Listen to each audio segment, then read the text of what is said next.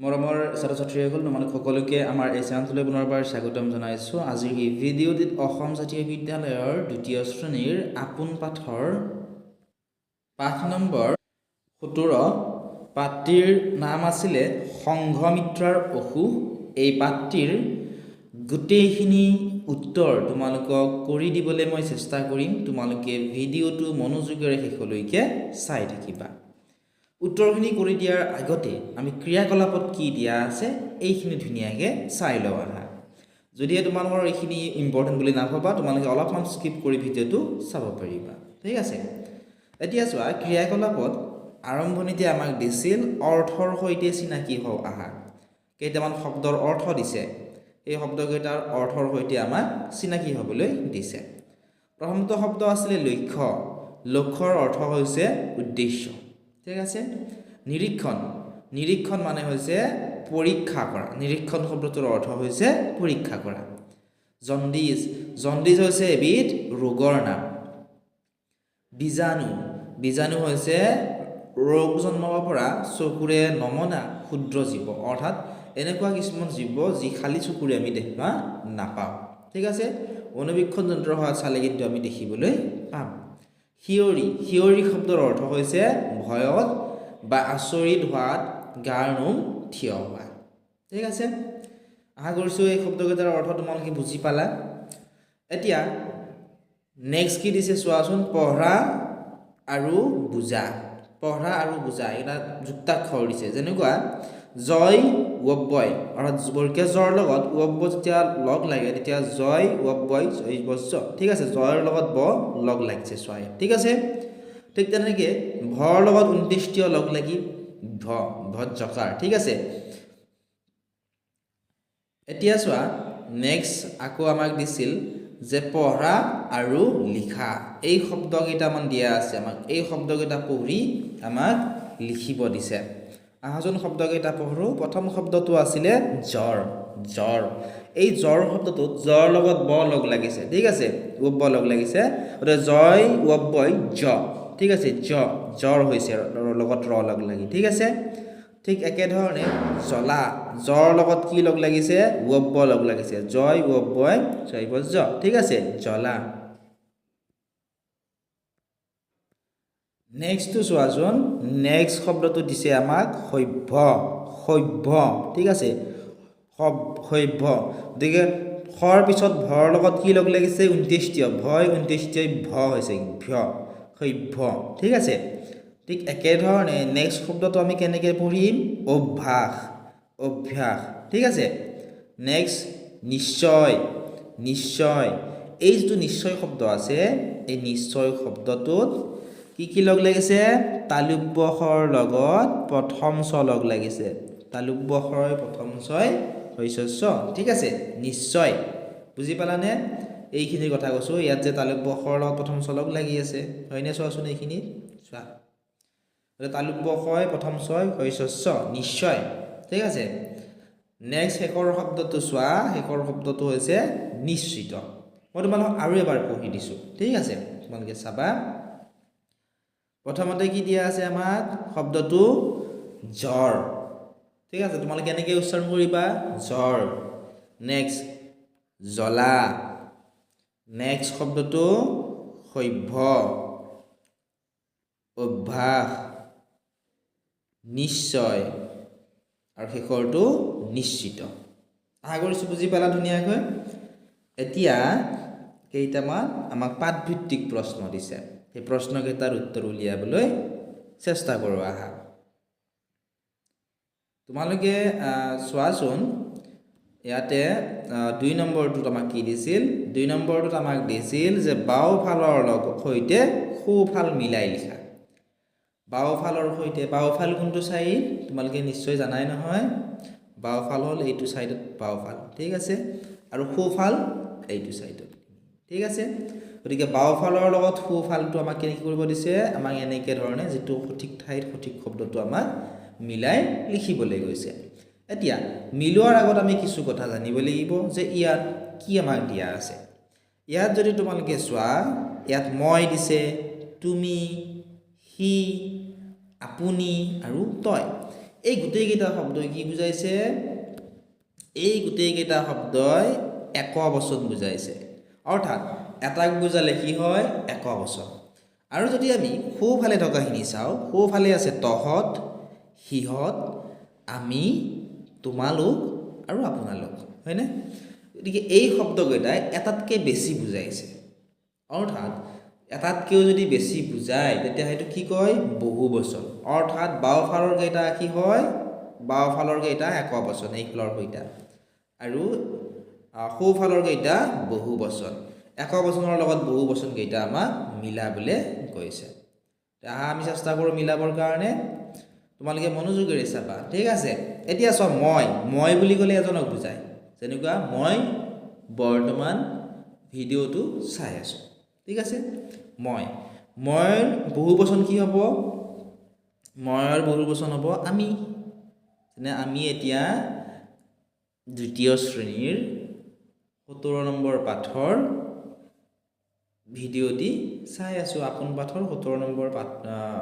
পাঠৰ ভিডিঅ'টি চাই আছোঁ ঠিক আছে তে ময়ৰ বহুবচন কি হ'ল আমি ঠিক আছে নেক্সট চোৱা তুমি দিয়া আছে তুমি মানে এজনক বুজাইছে যেনে তুমি ভাত খালানে এজনক বুজাইছে গতিকে তুমিৰ বহুবচন কি হ'ব তোমালোক হ'ব তোমালোকে ভাত খালানে তোমালোকে শব্দটো এজনতকৈ বেছি থকাটো বুজাইছে আশা কৰিছোঁ বুজি পাইছা নেক্সট দিয়া আছে আমাক সি বুলি ক'লে সি এজন ভাল ল'ৰা বা সিৰ বহুবচন কি হ'ব এতিয়া সিহঁত যে সিহঁত ভাল ল'ৰা ঠিক আছে সিহঁত বুলি কোৱাৰ লগে লগে এটাতকৈ কি বুজালে বেছি বুজালে ঠিক একেধৰণে নেক্সট দিয়া আছে আমাক আপুনি যেনে আপুনি বহুত ভাল ঠিক আছে আপুনি বহুত ভাল বা আপুনি বহুত ভাল মানুহ ঠিক আছে আপুনি বুলি কওঁতে এজনক বুজাইছে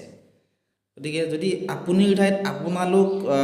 শব্দটো ব্যৱহাৰ কৰা হয় তেতিয়াহ'লে আপোনালোক বুলি ক'লে কি হ'ব এজনতকৈ বেছি থকাটো আমাক বুজাব ঠিক আছে শেষত ৰৈ গ'ল তই যেনে তই আমাৰ ঘৰলৈ আহিবি ঠিক আছে তয়ৰ ঠাইত কি হ'ব বহুবচন হ'লে তহঁত হ'ব তহঁত আমাৰ ঘৰলৈ আহিবি ঠিক আছে আশা কৰিছোঁ বুজি পালা যদি একবচন আৰু বহুবচন কি নাজানা বুজি পোৱা নাই তেতিয়াহ'লে আমাক জনাবা আমি একবচন আৰু বহুবচনৰ ভিডিঅ'টো তোমালোকক দি দিম তোমালোকে চাই ল'ব পাৰিবা ঠিক আছে এতিয়া নেক্সট আমি চাওঁ আহা 3 নম্বৰটো 3 নম্বৰত আমাক কি দিছে চোৱা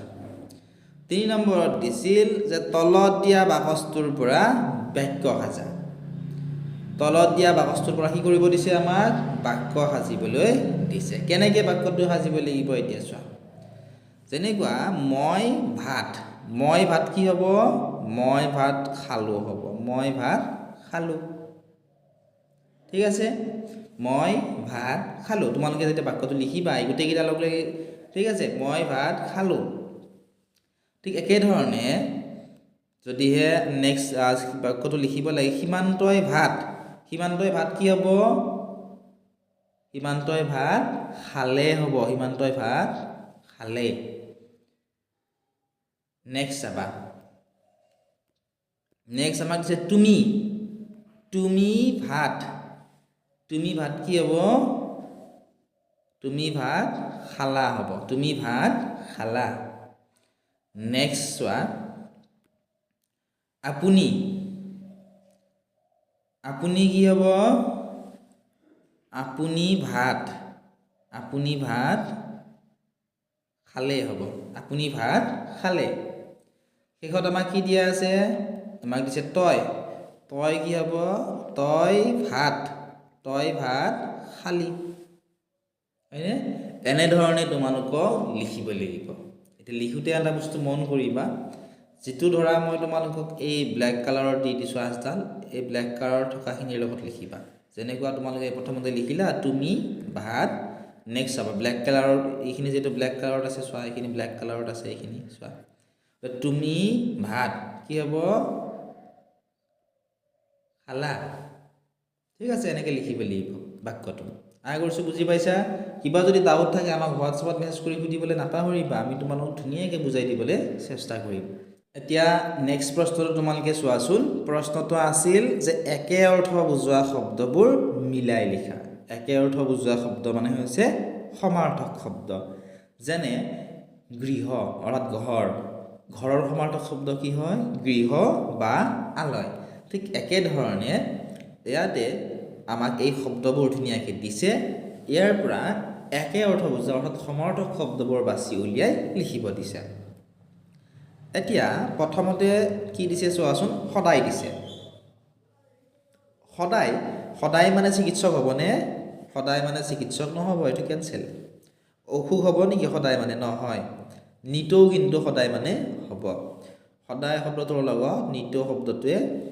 একে অৰ্থ বুজায় ঠিক আছে যেনে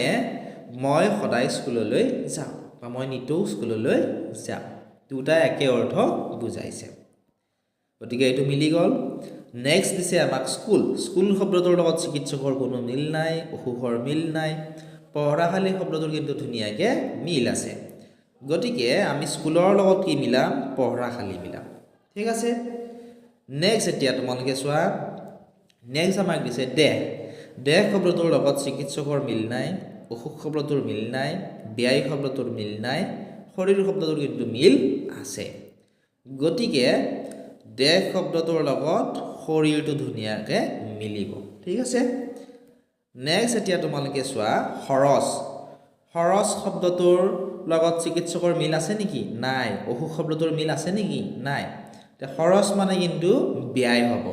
ব্যয় কৰা বা খৰচ কৰা একেই বুজায় একে অৰ্থ বুজায় ঠিক আছে নেক্সট আকৌ চোৱা শেষ শব্দটোৰ আকৌ কি বুজাব অন্ত যেনে সভাখন শেষ হ'ল বা সভাখনৰ অন্ত পৰিল ঠিক আছে দুটাই কি বুজাইছে একে অৰ্থ বুজাইছে এতিয়া আহা আমি নেক্সটটো কৰোঁ ডাক্তৰ মানে হৈছে চিকিৎসক হয়নে আমি যেতিয়া আমাৰ বেমাৰ হয় আমি ডাক্তৰ অথবা চিকিৎসকৰ ওচৰলৈ যাওঁ হয়নে ডাক্তৰ আৰু চিকিৎসক দুটা শব্দই একে অৰ্থ বুজায় শেষত ৰৈ গ'ল আমাৰ শেষত ৰৈ যোৱা শব্দটো হৈছে ৰোগ শব্দটোৰ লগত কি মিলিব এতিয়া ৰোগ শব্দটোৰ লগত মিলিব অসুখ ঠিক আছে আশা কৰিছোঁ ধুনীয়াকৈ তোমালোকে বুজি পালা এতিয়া আহা নেক্সট প্ৰশ্নকেইটাৰ উত্তৰ উলিয়াবলৈ চেষ্টা কৰোঁ প্ৰশ্ন নম্বৰ 5ৰ উত্তৰখিনি কৰি দিয়াৰ আগতে তোমালোকক জনাব বিচাৰিছোঁ যে আমাৰ অনলাইন ক্লাছো আমাৰ এপত হৈ আছে যদি তোমালোকে আমাৰ এপটো ডাউনলোড কৰা নাই ডাউনলোড কৰি ল'বা তাত তোমালোকে কুৱেশ্যন পেপাৰসমূহ ইয়াৰে নোটছসমূহ গোটেইবোৰ তাত তোমালোকে পাবা লগতে প্ৰত্যেকটো ছাবজেক্টৰে প্ৰত্যেকটো লেচনৰে প্ৰত্যেকটো কুৱেশ্যনৰ আনচাৰ তাত তোমালোকৰ বাবে দি থোৱা আছে এতিয়াই ডেছক্ৰিপশ্যন অথবা কমেণ্ট ছেকশ্যনত চেক কৰা তাৰ পৰা এপটো ডাউনলোড কৰা অধিক জানিবৰ বাবে হোৱাটছআপতো মেছেজ কৰি আমাক ইয়াৰ বিষয়ে সুধিব পাৰিবা এতিয়া আহা নেক্সট কুৱেশ্যনটো চাওঁ কুৱেশ্যন নম্বৰ 5 কুৱেশ্যনটিত আছিল খালী ঠাই পূৰ কৰিব দিছে খৰচ দিছে খৰচটো কি দিয়া আছে আমাক জমা অৰ্থাৎ এইকেইটা কি হয় চোৱা আমি এইখিনি চালে গম পাওঁ খৰচ কি দিছে চোৱা জমা আমি সদায় এনেকুৱা ধৰণৰ যেতিয়া খালী ঠাই পূৰ কৰিব দিছে কি দিছেতো আমি গম নাপাওঁ হয়নে গতিকে যিখিনি আমাক কৰি দিয়া যেনে চোৱাচোন খৰচ জমা এইটো কৰি দিছে ৰাতি দিন এইটো কৰি থৈ দিছে নিশ্চিত অনিশ্চিত এই তিনিটা আমাক কৰি দিছে এই তিনিটা চাই আমি জানিব লাগিব যে প্ৰশ্নটোত আমাক কি কৰিবৰ কাৰণে কৈছে তাত আমি জানো খৰচ কৰা মানে কি ব্যয় হয়নে আৰু জমা কৰা মানে কি তো জমা ৰৈ যোৱা অৰ্থাৎ সম্পূৰ্ণ বিপৰীত খৰচ জমা ৰাতি দিন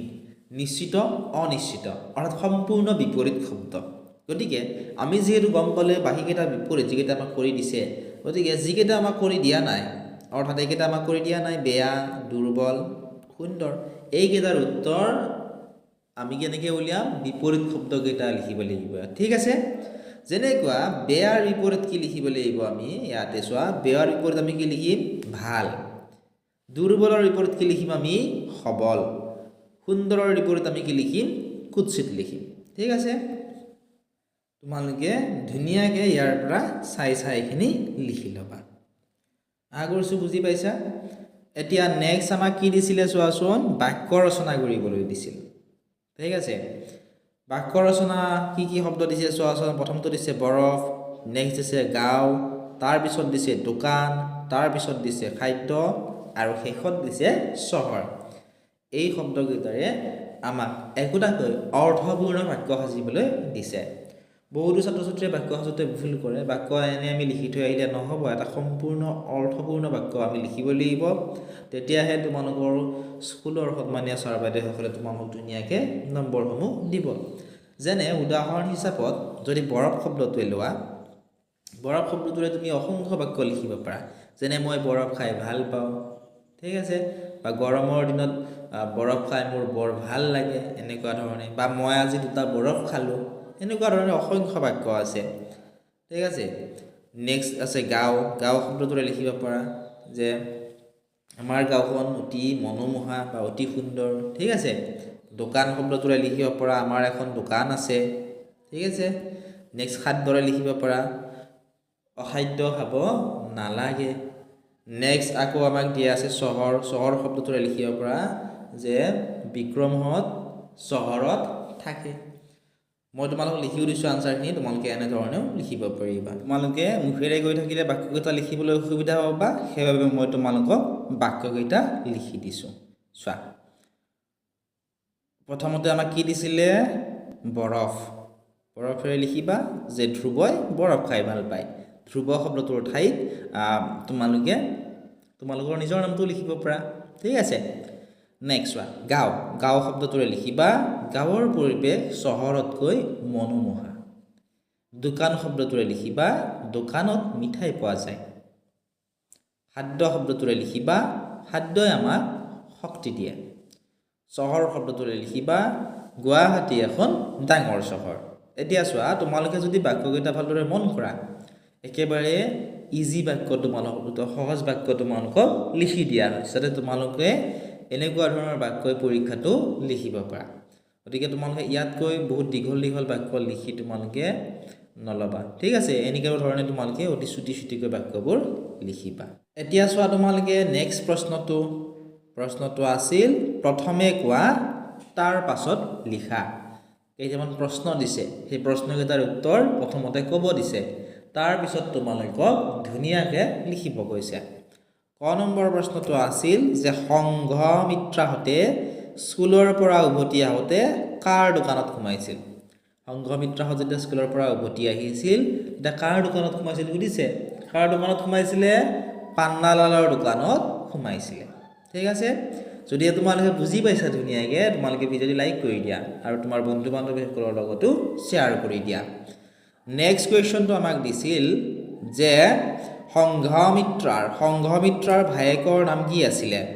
তো সংঘমিত্ৰৰ যিজন ভায়েক আছিল এই ভায়েকৰ নাম আছিলে ৰাহুল নেক্সট প্ৰশ্নটো তোমালোকে চোৱাচোন সংঘমিত্ৰাৰ কি ৰোগ হৈছিল সুধিছে সংঘমিত্ৰাৰ কি ৰোগ হৈছিলে সংঘমিত্ৰাৰ জণ্ডিছ হৈছিল ঠিক আছে কি ৰোগ হৈছিল সংঘমিত্ৰাৰ জণ্ডিছ হৈছিলে ইয়াৰ সম্পূৰ্ণ উত্তৰখিনি তোমালোকে পাবলৈ আমাৰ এপটো ডাউনলোড কৰি ল'বা এপত তোমালোকে ইয়াৰ সম্পূৰ্ণ ভিডিঅ'টি পাবা কিবা যদি ডাউট আছে আমাক হোৱাটছআপতো মেছেজ কৰি সুধিবলৈ নাপাহৰিবা হোৱাটছআপ নম্বৰ ডেছক্ৰিপশ্যনতে পাবা